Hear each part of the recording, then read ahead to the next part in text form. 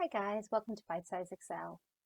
In this video we're going to take a very quick look at some of the inbuilt formatting options that Microsoft Excel has and how you might use these to quickly, say, format a table in a spreadsheet.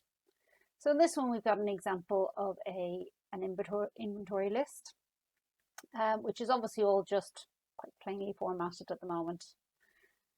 So if we look at the top of the spreadsheet in this style section, Excel has a range of formatting options inbuilt. So if you want to give your spreadsheet a heading, you can select one of these options. Maybe we want to format the header row, again using another option, say heading 3. Obviously, if you don't want to use their own inbuilt options, you can use the colors to change the color of the cell, or the colors here to change the color of the text.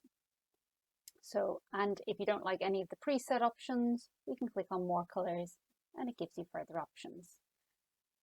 The other thing that you can do is if we click on page layout, so at the top here, in this top left-hand corner, there is this colors bar.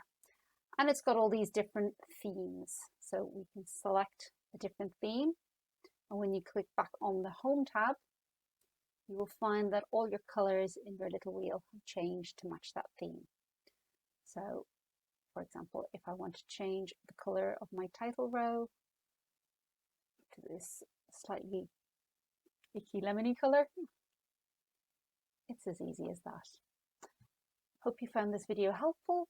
Please like and subscribe, and hope to see you in the next video.